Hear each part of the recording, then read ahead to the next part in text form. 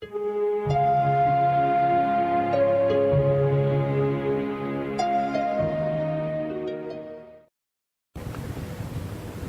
we were children, we were no different from the others in our neighborhood. In fact, in our entire town, I would say. Of course, I'm not in a position really to make that statement, but I think all the kids were much alike. You must be wondering, in what way could they be all alike?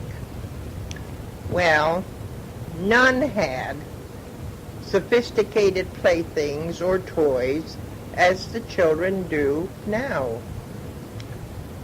Perhaps the Binghams, who were the millionaires in our town, or the Rawleys, who were likewise millionaires, had them. But no matter, even if they did, they would not have been like the ones that children have these days. The technology for them didn't exist then. However, one bit of joy which every boy or girl had for his or her pleasure to travel all over was the horse.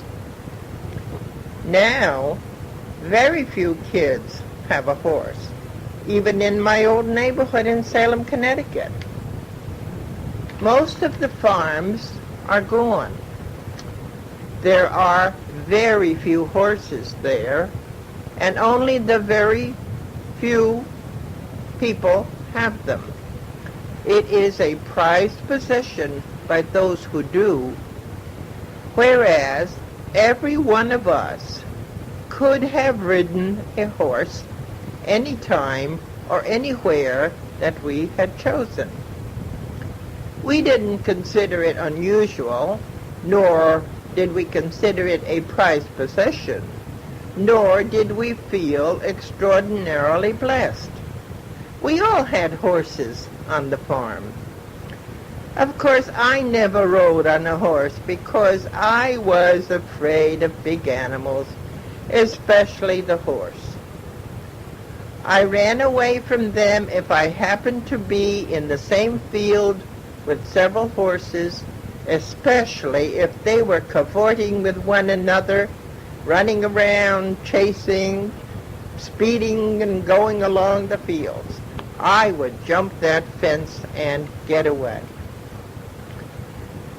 A person owning a horse now feels almost superior to another person who doesn't have one, because he has an unusual possession. So you see, we were then not impressed with the possession of a horse. It was a necessity for us as well as a possession for joy and travel. However, we did have our own games and other entertainment. Some of them, or I should say many of them, are not played anymore by the children. Some are still played by children, but others seem to have disappeared. We played Peggy a great deal. The name suggests what it was. It was a piece of wood or a peg, tapered on each end. It was about 8 inches long and an inch or so in diameter. We made our own peggies. This we laid on the ground and hit one tip of it with a stick about 2 feet long, making the tapered piece jump into the air. Immediately we batted it as far as we could make it go. Then we measured the distances with the batting stick. The players took turns an even amount of times. The one who hit his peggy the furthest in a designated amount of times was the winner. Every game had to have a winner. Of course, there were shouts of, "You cheated," or "You're not fair," but that was normal play. Hide and seek was a great game. Blind man's bluff was another. Tag was always in style. Rover Red Rover. Giant and baby steps were also good. May I was also a teaser. That was part of giant and baby steps.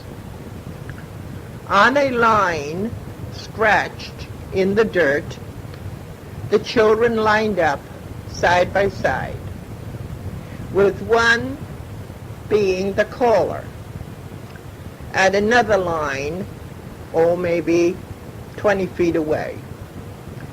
This person was called It. Now he would call someone by name in the line, saying, take, and any number he felt like saying, 5 giant steps, or 2 baby steps, or maybe 3 or 4 real steps. If you didn't say, may I, you had to return to the starting line and lose your turn. This continued for as long as the kids wanted to play. Jumping rope, 1, 2, 3 area with a ball was tricky and fun. With these games, we had verses and many variations. There was clapsy, stampsy, zigzagsy, and jumping over, and so forth. These were good exercises because we had to use our feet, hands, and minds so as not to make errors. Then again, potsy with a piece of glass was fun too. We marked squares on the ground, perhaps 5 to 8 boxes or more, in a row. At the end of these single squares, we made a double square. We threw the piece of glass into the first square and hopped on one foot across to the double one at the far end, where we could step with both feet, turn around, and start back again on one foot, pick up the piece of glass, and hop out. If we didn't step on a line while hopping and didn't lose our balance while picking up the glass, we were then allowed to put our initial in a box and proceeded then to box number 2. If at any time we stepped on a line, we were disqualified and lost our turn. We threw the piece of glass to the second square, trying not to miss or put it on a line either. We continued this, going from one box to another until we missed. Where we had our initials, we could rest. The opponent had to jump over our initial square and try to get his own to make it more difficult for one another. Sometimes we varied the boxes to be a single, then a double box, and a single and a double. Usually the game was played by 2 children, sometimes 3. It was difficult to beat because of the rules. You couldn't step on a line, nor could the potsy, that is the piece of glass, which you threw. It couldn't go on a line, nor into anyone else's box when it was thrown. Of course, marbles were a great game too, especially for the boys. Jacks were another game played with many variations. Seldom are these played now, yet they were such fun. Many times arguments ensued between the kids. The players were always alert to one another's mistakes, and boy, did they let you know about it, too. Those of us who had balls also had a lot of fun. In school, we had singing games, too. Puss in the Corner was so much fun. This was an arrangement of stones placed a distance apart, usually in a huge circle or a square. On each stone was a person, supposedly to be a pussycat. Someone was in the middle, called it. The children called to each other, puss, puss, puss, to exchange with each other. The one in the middle would try to get to a stone ahead of another person. The one that was replaced and couldn't get to an empty stone was then the it. It was exciting and often confusing for the one who was it. You see, we had no TV, and many of us had no radios either. The radios had only earphones, so only one person could listen at a time. Now, these radios were run by batteries. Of course, the radio was continually being improved upon, and now we have the best. Now, many times, if you didn't have new batteries, the radio wouldn't play, and we had to wait till someone went to town to buy some more batteries. Everyone had a phonograph and all sorts of records. We had to crank the player to get music. If it wound down, that is the phonograph, the music became drawled, so we had to quickly wind it up some more.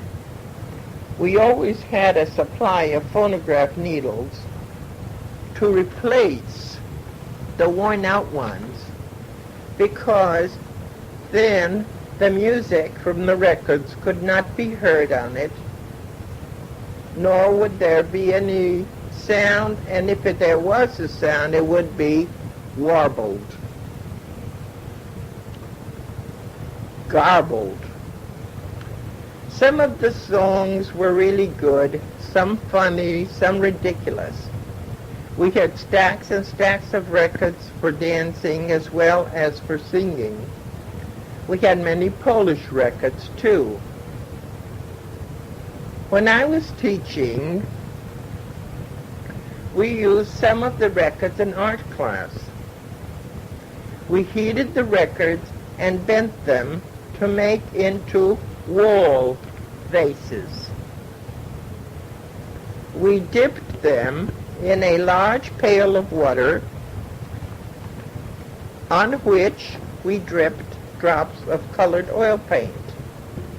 We stirred the paint just a little to blend the colors of oil. Then we dipped the folded over record into the water while twisting it at the same time to make beautiful rainbow streaks of color on them. They were beautiful. And then they could be hung on a nail through the hole in the center. When I think of that now, I feel badly because we wasted so many records, which now would be collector's items. We also used fancy-shaped bottles, which we painted white, and when the paint on them was dry, we dipped them in the pail of water containing a rainbow of mixed oil paints. These bottles or glass containers became beautiful homemade vases. The children enjoyed the different designs they produced on the bottles, and many of both the record wall bases and the bottle bases were displayed at the town fair, which we held every fall in Gilead. We displayed all kinds of schoolwork there. Every school in town had a display table. Every farmer who had something worthwhile or something unusual or treasured also displayed his wares. There were animals, vegetables, fruits, canned goods, cakes, cookies, sewing and knitting and quilting and so forth. We had a day off from school on fair day, and the women's club treated us all to a dinner. It was really nice and full of fun. Everybody was there for miles around. There were judges to judge the different things that were displayed. There were blue ribbons, gold ribbons, and I believe white ones given to articles or things that were judged to be the best in their class. The best in its class received the gold ribbon, the second best received the blue, and the third best received the white.